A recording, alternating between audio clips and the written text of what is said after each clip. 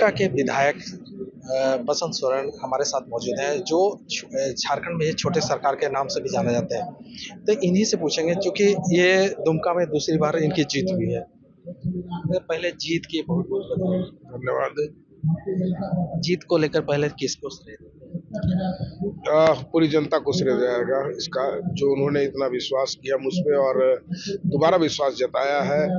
इसके लिए मैं पूरे जनता को मेरी ओर से ढेर सारी शुभकामनाएं हैं और ढेर सारी बधाई है। दादा, ये बताइए ना कि जिस तरह के आरोप लग रहे थे झारखंड मुक्ति मोर्चा पर, लगातार भाजपा द्वारा आरोप प्रत्यारोप का दौर चल रहा था, आपके लिए काफी चुनौती बन चुका था ये चुनाव। आपने भी पहले कहा था कि चुनौती है। देखिए, हर चुनाव चुनौती ही होती है और आरोप प्रत्यारोप करना ये उन लोगों का एक एक रूप है उनका, लेकिन इसका जनता पे कोई असर नहीं। और जनता ने जनभावनाओं को देखा और जो काम हुए हैं उस चीज को जनता ने स्वीकारने का काम किया और उसी आधार पर जनता ने दोबारा मैंडेट देते हुए और दोबारा हेमंत जी को चुनने का मौका दिया और राज्य को विकास की ओर ले जाने का सहयोग देने का। क्या लगता है कि इस चुनाव में जिस तरह के बड़ा नहीं सुनामी हम कह सकते हैं, जिस तरह जेएमएम की सीट आई राज्य में? जी हाँ, ये मतलब इससे ये दिख के आता है कि जनता बहुत उम्मीद और बहुत विश्वास रखती है और ये विश्वास और उम्मीद का ही परिणाम है कि आज जनता की जीत हुई है और उन्होंने दोबारा इस सरकार पे अपनी आस्था जताने का काम किया है और विश्वास दिलाते हैं कि ये जिस उम्मीद और आस्था के साथ आने वाले दिनों में सरकार बनेगी, उसके बाद उसके ऊपर निरंतर काम होता रहेगा। बस दो आखिरी क्वेश्चन। सबसे पहले कि जो राज्य में एक तरफ जो है मैया योजना को लेकर सरकार चलाए हुए थे, दूसरी तरफ भाजपा जो है घुसपैठ, बांग्लादेशी, मुस्लिम।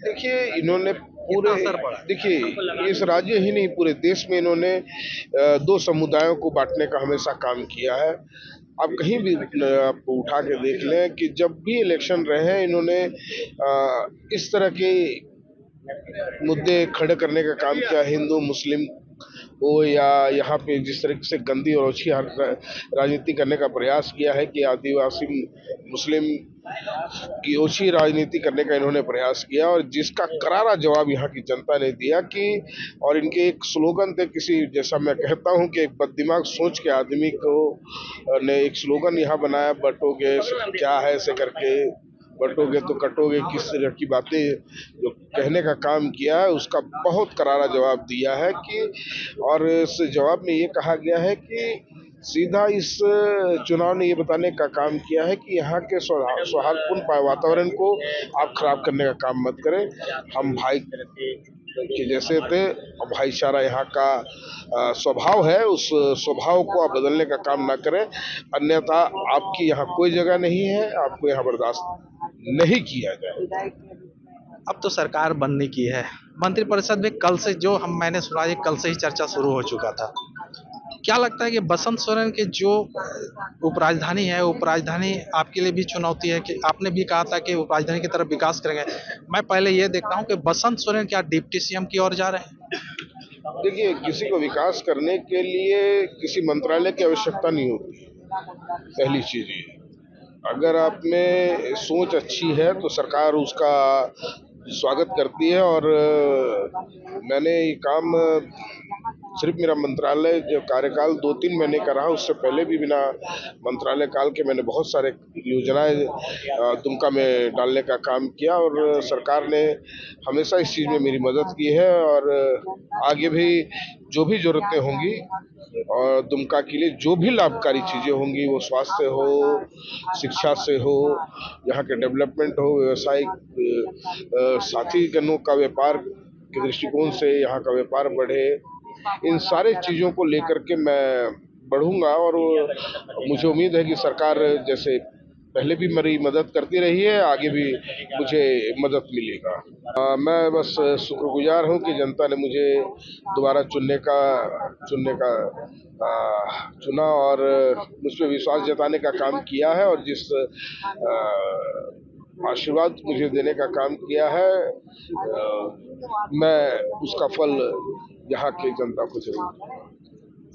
तो ये थे दुमका के विधायक बसंत सोरेन। उन्होंने कहा कि निश्चित रूप से जिस तरह से जनता का अपार स्नेह और विश्वास मुझे मिला है, तो आगे चलकर निश्चित रूप से हम दुमका के विकास के लिए हर वो काम करेंगे जो सबसे ज़्यादा जरूरी है। जो यहाँ इंफ्रास्ट्रक्चर चाहिए वो मैंने पहले सरकार से लाने का काम करेंगे। दुमका से विकास प्रसाद शाह, एबीपी।